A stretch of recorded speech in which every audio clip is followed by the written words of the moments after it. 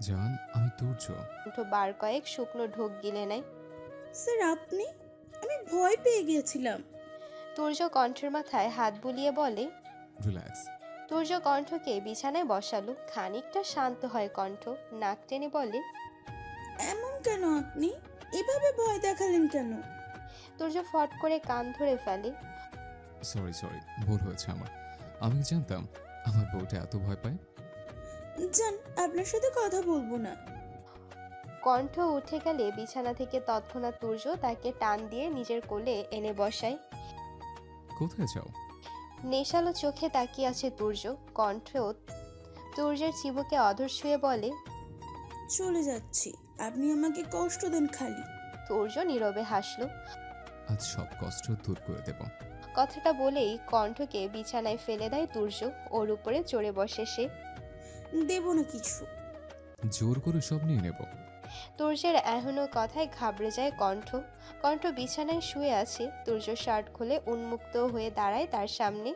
বুকের ভেতর দ্রিম দ্রিম শব্দ হচ্ছে তার। আবছা আলোয় লোকটাকে দেখছে, কিন্তু আজ এভাবে সামনাসামনি দেখতে বুক কাঁপছে তার। তুর্য তৎক্ষণাৎ কণ্ঠের উপর চলে আসে, কপালে গাঢ় চুম্বন এঁকে দেয়। আপনি অদ্ভুত সুন্দর স্যার। কথাটা ফিসফিস করে বলে ওঠে কণ্ঠ। তুর্য কণ্ঠের কানের লতিতে হালকা করে কামড় দিয়ে বলে। আমার থেকে আপনি একটু বেশি সুন্দর। ব্যথায় কুকিয়ে উঠল কণ্ঠ। ব্যথা লাগলো। ইস, আরেকটু দেই। কণ্ঠ নাক ফুলালো। ধাক্কা দিয়ে তুর্যকে বিছানায় ফেলে উপরে উঠে বসে। খানিকটা নিচু হয়ে হাত দুটো দুপাশে চেপে ধরে বলে। এবার আমি দেব। কণ্ঠ তুর্যের চাপদারি যুক্ত গালে কামড়ে যাচ্ছে। ব্যথা পেলেও প্রকাশ করে না তুর্য। তার শান্তি লাগছে প্রচুর। একটা সময় পর কণ্ঠ তুর্যের বুকে হামলে পড়ে, পাগলের মতো নিজের অধর শুয়ে দেয়। একসময় ফের কণ্ঠ তুর্যের বলিষ্ঠ দেহের নিচে চাপা পড়ে যায়। ফোনে যা বলেছিলে আবার বলো। কণ্ঠ তুর্যকে শক্ত করে জড়িয়ে ধরে। আমি আপনাকে ভালোবাসি। আবার। কণ্ঠ ফিক করে হেসে উঠল। আমি আপনাকে ভালোবাসি, আমি আপনাকে ভালোবাসি, আমি আপনাকে ভালোবাসি। আমিও ভালোবাসি জান, ভীষণ ভালোবাসি। দুটি দেহ, মন, আত্মা আরও একবার আদিম খেলায় মত্ত হয়ে ওঠে। আপনি কিন্তু বললেন না কিছু আমায়। তোফায়েল লাগেজ গুছিয়ে রাখছে। অরিন ফ্রেশ হয়ে এসে দেখে তার জিনিসগুলো গুছিয়ে ফেলেছে সে। অরিন কিছুই বুঝতে পারছে না কি হচ্ছে, তাই প্রশ্ন করে তোফায়েলকে। সে দীর্ঘশ্বাস ফেলে বলল। কিছুক্ষণ পরে আমাদের ফ্লাইট, তাড়াতাড়ি তৈরি হয়ে নাও। কথাটা বলেই যেতে নেয়। অরিন তাকে থামিয়ে বলে। আপনি আমাকে আমার কথায় উত্তর দেননি। ফুস করে শ্বাস টেনে নেয় তোফায়েল। ফ্লাইটের টাইম পেস করার জন্য তো কিছু চাই, তখন সব বলবো। অরিন মলিন মুখে বলে। আমার খুব খিদে পেয়েছে। তোফায়েল শান্ত দৃষ্টিতে তাকালো তার দিকে। একটু অপেক্ষা করো, খাবার নিয়ে আসছি। আচ্ছা। সহিতা বেশ সেজে গুজে বেরিয়ে গেল। কোথাও একটা যাচ্ছে সে। সে আর যাই করুক, অন্তত তুর্যকে ছেড়ে থাকতে পারবে না। ফোন বের করে কাউকে কল করে সহিতা। হ্যালো, কই আপনি? যা বলেছি করেছেন? ওপাশ থেকে আগন্তুক বলে ওঠে। সহিতা বেশ আনন্দিত হয়। এইবার বেশ হবে। শয়তান মেয়ে আমার তুর্যকে নিয়ে টানাটানি করে। আমার প্রথম একবার বিয়ে হয়েছিল, বলতে পারো ভুল মানুষের সঙ্গে। জানো, সে তাকে সত্যি পর্যন্ত দেয়নি। ব্যাপারটা হাস্যকর, তাই না? কথাটা বলে তাচ্ছিল্যের সঙ্গে বলে ওঠে তোফায়েল। অরিন তোফায়েলের কথা শুনে হতবাক। তোফায়েল নিচের তাকিয়ে আবারও বলতে শুরু করে। সুনয়না নাম তার, অসম্ভব সুন্দর দেখতে। আমার মানিক আহমেদ পছন্দ করেছিল তাকে। ওকে যেদিন দেখেছিলাম সেদিনই প্রেমে পড়েছিলাম। ওনাকে আমাকে ভালোবাসতো, সবার সম্মতিতে আমাদের বিয়ে হয়। কিয়ৎক্ষণের জন্য থামে তোফায়েল। অরিন অকপটে জিজ্ঞেস করে। তারপর? তোফায়েল স্ফীত হেসে বলল। বাসর ঘরে আমাকে বলেছে তাকে যেন না ছুঁই। আমার নাকি এখনো সে অধিকার হয়নি। অরিন আশ্চর্য হয়ে বলে। কি? আপনি তো স্বামী, তাহলে কেন ছুতে পারবেন না? ও আমাকে সেদিন নানা যুক্তি দেখিয়েছে। তুমি জানো আরিন, আমি অনেক চেষ্টা করেছি ওকে খুশি করতে, কিন্তু ওর মন পাইনি। আমার মা কতবার তাকে বলেছি, তোমার পছন্দ করা মেয়ে কোনো কিছুতেই খুশি হয় না। একদিন সকালে বাড়ি থেকে বের হয়েছিল সুনায়না। মাঝে মাঝে এটা সেটার জন্য বের হয়, কিন্তু সেদিন যে গিয়েছিল আর ফেরেনি। আমি এখনো ভুলতে পারিনি সুনায়নাকে। অরিন নীরবে অশ্রু ফেলে। তাকে যখন ভুলতে পারিনি, তাই তার সাথে জড়িত হলো কেন? তুমি কি ভাবছো আমি জানি সুনায়নাকে ভালোবাসা সত্ত্বেও কেন তোমার সাথে জড়ালাম, তাই তো? অরিন উপর নিচ মাথা নাড়ালো। তুমি জানো তোমার চঞ্চলতাকে ভালোবেসে ফেলেছি আমি, তোমাতে আটকে গেছি। এখন আমার একটাই ভয় লাগছিল, কোথাও আমি বিবাহিত জেনে ছেড়ে চলে যাবে না তো। আমি একবার হেরেছি, সহ্য করতে পারবো না এবার। অরিন নিশ্চুপ, কোনো কথাই বলছে না সে। ওদিকে আশেপাশে সবাই ঘুমিয়ে পড়েছে। ফ্লাইট কাল ভোরবেলায় ল্যান্ড করবে। তোফাইল অরিনের হাত শক্ত করে ধরে। প্লিজ অরিন, রাগ করো না। আমি সত্যিই তোমাকে কাছে রাখতে সব করেছি। অরিন হাত ঝাড়া দিয়ে ছাড়িয়ে নেয়। উনাকে ভালোবাসতেন তাই না? তাহলে আমাকে বিয়ে করার মানে কি? ফুপিয়ে কেঁদে উঠল অরিন। তোফাইল অরিনকে টান দিয়ে নিজের কাছে নিয়ে আসে। আলতো করে ওর অধর আঁকড়ে ধরে তোফাইল। হাত ঢুকিয়ে দেয় চুলের মধ্যে। অরিনের শ্বাস ভারী হয়ে আসছে, কিন্তু তোফাইল তাকে ছাড়ছে না। একসময় তোফাইল অরিনের কোমর টেনে জড়িয়ে ধরে। কিঞ্চিত দুজনে আলাদা হয়। জোরে জোরে শ্বাস টানতে থাকে অরিন, কিন্তু তোফাইল তাকে ছাড়তে প্রস্তুত নয়। টেনে আবার অমৃত সুধা পান করে। একটা সময় অরিন তার শরীরের ভার ছেড়ে দেয়। তোফাইলের বুকে হাত রাখে। দুজনের মধ্যে এক অনুভূতি উদ্ধত হয়। হুট করেই তোফাইল অরিনের বুকের মাঝ বরাবর কামড়ে দেয়। কুকিয়ে উঠল অরিন। দুহাতে তোফাইলের চুল খামচে ধরল। কি করছেন? আশেপাশে লোকজন আছে তো। তোফাইল নিজের ঠোঁট কামড়ে ধরে। তার মধ্যে ভালোবাসা, কাছে পাওয়ার তীব্র ইচ্ছা সব দিশেহারা করে দিচ্ছে তোফাইলকে। সে রীতিমতো ঘাপটি মেরে বসে থাকে। অরিন চোখ বন্ধ করে চুপচাপ বসলো। তার কেমন জানি বেশ শীত লাগছে। নিজের জ্যাকেট খুলে অরিনকে জড়িয়ে নেয় তোফাইল।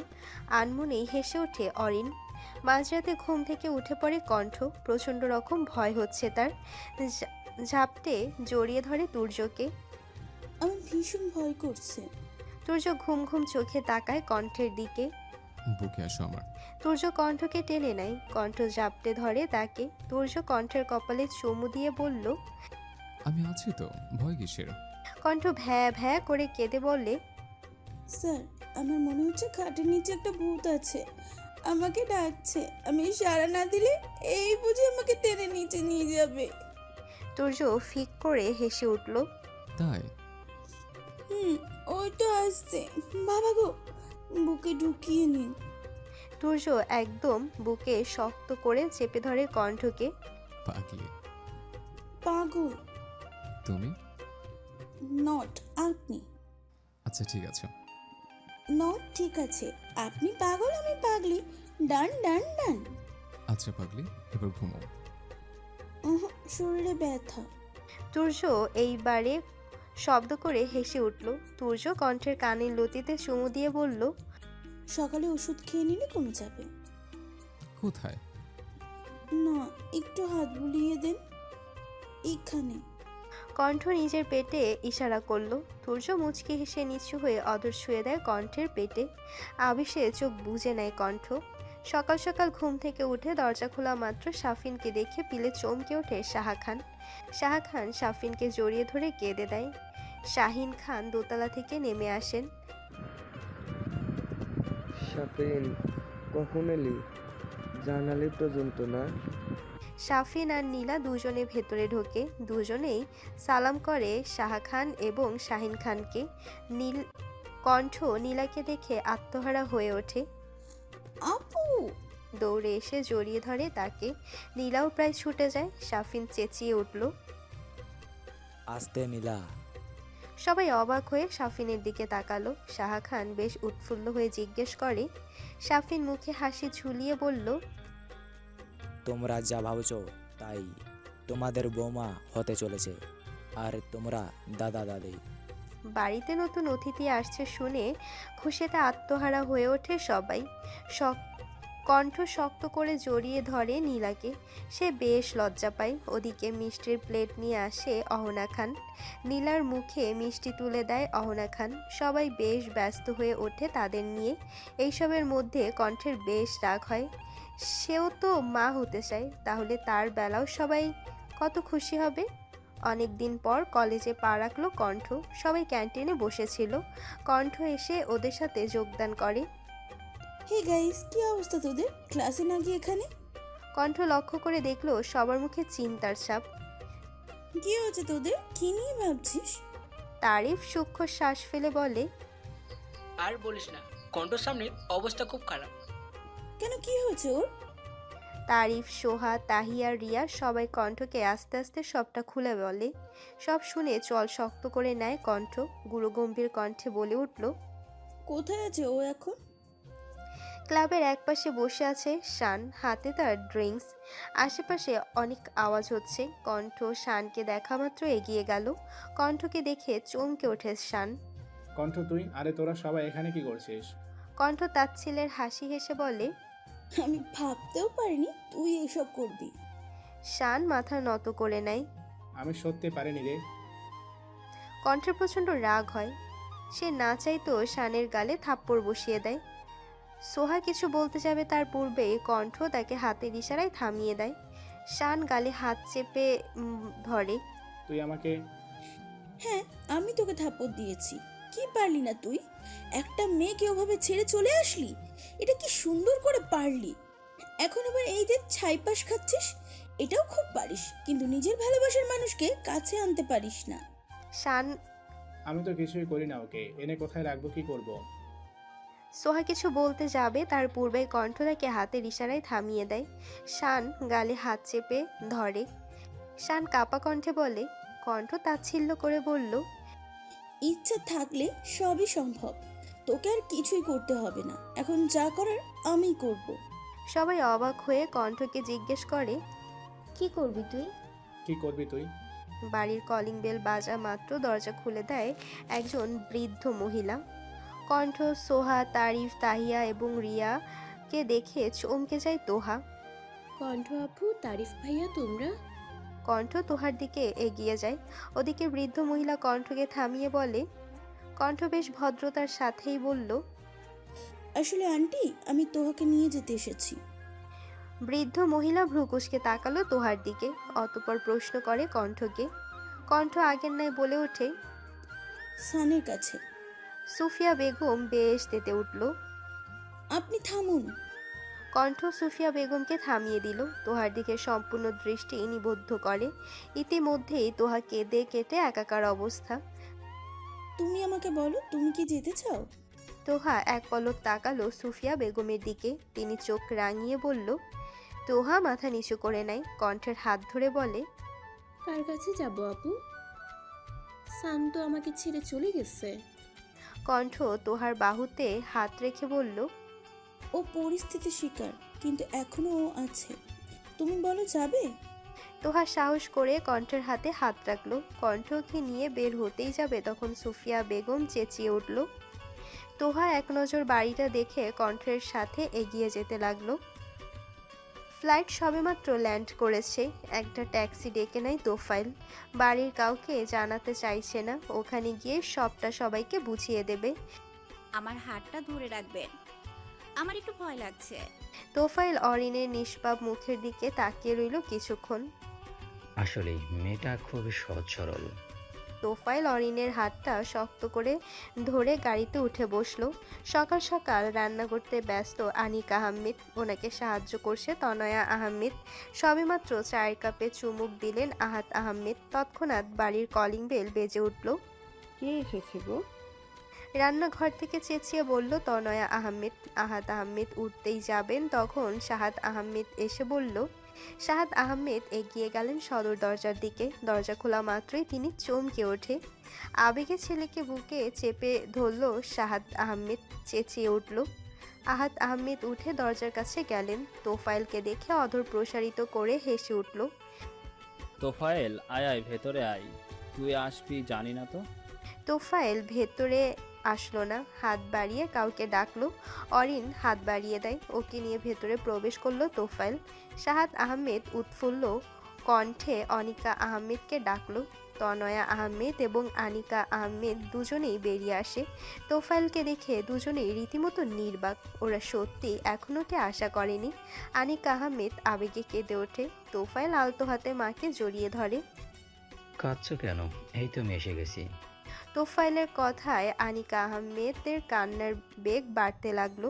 তুই এতদিন মায়ের সাথে কথা না বলে থাকতে পারলি? এত অভিমান! তোফাইল মুচকি হাসে। ওদিকে চুপচাপ দাঁড়িয়ে আছে অরিন। তনয়া আহমেদ ওর কাছে গিয়ে বাহু ধরে বলল, তুমি কে? তোফায়েল? ওকে? সবাই এবার অরিনের দিকে লক্ষ্য করলো। আনিকা আহমেদ তোফাইলকে উদ্দেশ্য করে বলে, হ্যাঁ রে, তোফায়েল ওকে? তোফাইল অরিনের দিকে তাকিয়ে এক বাক্যে বলে ওঠে, আমার স্ত্রী। আনিকা আহমেদ চমকে ওঠেন। কি, তুই বিয়ে করেছিস? তোফাইল কিছু বলতে যাবে তার পূর্বে আনিকা আহমেদ চেঁচিয়ে বাড়ি মাথায় তুলে ফেলে। ও মা গো, তুই এতই রাগ করলি যে কাউকে কিছু না জানিয়ে বিয়ে করে ফেললি? ছি তোফায়েল, তোর থেকে আমি এটা আশা করিনি। তনয়া আহমেদ আনিকা আহমেদকে সান্ত্বনা দেওয়ার চেষ্টা করে বলল, আহা ছোট, আগে তোফায়েল কি বলতে চাইছে সেটা শোন। না আপা, আমি কিছু শুনতে চাই না। আমার যা বুঝার আমি বুঝে গেছি। আনিকা আহমেদ রেগে দোতলায় চলে গেল। ওদিকে তোফাইল সবার মুখের দিকে তাকিয়ে বুঝতে পারে সবাই জানতে চায় সবটা। একে একে সব কিছু খুলে বলে সে। তনয় আহমেদ প্রচণ্ড রকম খুশি হয়। অরিনের কাছে গিয়ে ওর হাত ধরে বলে, হ্যালো, কোথায় তুমি? কলেজ থেকে উদা হয়ে গেল হঠাৎ। অরিন নিজেকে ধাতস্থ করার চেষ্টা করে। তোফাইল চোখের ইশারায় বলল শান্ত থাকতে। সকাল থেকে কলেজে কণ্ঠকে দেখতে পাচ্ছে না। বার কয়েক ফোন করার পরেও কণ্ঠ রিসিভ করেনি। অবশেষে লাস্টবার কল করা মাত্র সে রিসিভ করলো। তাতেই ঝাঁঝালো কণ্ঠে কথাগুলো বলে উঠল তুর্য। কি হলো, কিছু বলছো না কেন? কোথায় আছো তুমি? কণ্ঠ বেশ উদ্বিগ্ন হয়ে বলে, স্যার আপনি প্লিজ তাড়াতাড়ি ধানমন্ডির দিকে যে কোর্ট প্রাঙ্গণ আছে ওখানে চলে আসুন। তুর্য ভ্রুকুটি করে শোধায়, কোর্টে কেন? প্লিজ আপনি আসুন আগে, এরপর সবটা বলবো। তুর্য তৎক্ষণাৎ কলেজ থেকে বেরিয়ে পড়ল। ফোন কানে রেখেই গাড়িতে উঠে বলল, আসছি আমি। কণ্ঠ অনেকক্ষণ ধরে অপেক্ষা করছে। অপেক্ষার অবসান ঘটিয়ে প্রবেশ করলো তুর্য। কণ্ঠ, কি হয়েছে তোমার? ঠিক আছো? কণ্ঠ তুর্যর কাছে ছুটে আসে। হ্যাঁ আমি ঠিক আছি, চলুন আমার সাথে। কোথায়? এত প্রশ্ন না করে চলুন না। কণ্ঠ তুর্যকে নিয়ে কোর্টের ভেতর যায়। সোহা, শান, তারিফ, তাহিয়া, রিয়া আর আরেকটা মেয়ে উপস্থিত আছে। অবাক দৃষ্টিতে তাকালো তুর্য কণ্ঠের দিকে। কি হচ্ছে এখানে? কণ্ঠ তুর্যের সামনে একটা কাগজ ধরে বলল, এখানে সাক্ষী হিসেবে আপনি সাইন করে দিন। কিসের সাক্ষী? বিয়ের। মানে? আপনি সাইন করুন, এরপর সব বলছি। কণ্ঠ এক প্রকার তুর্যকে দিয়ে জোর করে সাইন করিয়ে নেয়। এরপর নিজেও সাইন করে। তারিফ দুটো বিয়ের মালা নিয়ে আসে। একে অপরকে মালা পরিয়ে দেয় তোহা এবং শান। এত সময় পর তুর্য বুঝতে পারলো তোহা আর শানের বিয়ে হয়েছে। তুর্য কণ্ঠের হাত টেনে নিয়ে সাইডে সরে গিয়ে দাঁড়ালো। কণ্ঠ কি হচ্ছে এগুলো? ওদের ফ্যামিলি কোথায়? এসবের মধ্যে তুমি? ফিক করে হেসে উঠল। ভালোই তো করেছি, দুজন ভালোবাসার মানুষকে এক করে দিলাম। তুর্য কণ্ঠের হাত ধরে বলে, যদি এসবের মধ্যে তোমার কিছু হতো তখন কি হতো? কিছুই না, ভয় পাওয়া দরকার নেই। আর এমনিতেই তো আপনি আছেন আমাকে রক্ষা করার জন্য। কণ্ঠ আর তুর্য কথা বলছে। দূর থেকে দাঁড়িয়ে সব দেখছে শান, তারিফ, তোহা। শান অকপটে বলে ওঠে, আমরা সেই ছোট থেকে ফ্রেন্ড, কিন্তু কণ্ঠ আর রিয়ার সাথে তো কলেজে এসে দেখা হয়েছে, তবুও মেয়েটা আমাদের কত আপন হয়ে উঠেছে। তারিফ সহমত পোষণ করে বলে, ঠিক বলছিস, সব কিছুতেই আগে আগে থেকে সমস্যার সমাধান খুঁজে দেয়। শান কি একটা ভেবে কণ্ঠের দিকে এগিয়ে যায়। তুর্য কণ্ঠকে ইশারা করে। তৎক্ষণাৎ শান এসে কণ্ঠকে জড়িয়ে ধরে। Thank you so much. কণ্ঠ শানের ঘাড়ে হাত দিয়ে বাহবা দেয়, কিন্তু ওদিকে অন্য একজন মুখ ঘুরিয়ে নেয়। তার বুকের বাপাসটা চিনচিনে ব্যথা করছে। কণ্ঠ, আমাদের যেতে হবে। কোথায় যাব স্যার? তোমাদের বাড়িতে। রিয়া, তুমি এসো। রিয়া আর কণ্ঠ বেরিয়ে পড়ল। যাওয়ার পূর্বে তারিফকে বলল আজকে রাতে তোহা আর শানকে ওদের কাছে রাখতে। কাল এসে ঠিক করবে কি করা যায়। বাড়িতে সে এমন কিছু দেখবে আশা করেনি কণ্ঠ। অরিন ওর সামনে দাঁড়িয়ে আছে। এই সেই মেয়ে যার সাথে কিছুদিন আগে তার ফোনে কথা হয়েছে। কণ্ঠ ছুটে যায় অরিনের কাছে। ও মাই গড, তুমি এখানে? ভাইয়া নিয়ে এসেছে? অরিন কিছু বলতে পারল না। তোফায়েল সিঁড়ি দিয়ে নামতে নামতে বলে উঠল, হ্যাঁ, তোর কথা শুনে নিয়েছি বোন, বউ বানিয়ে ফেলেছি। কণ্ঠ অরিনকে জড়িয়ে ধরল।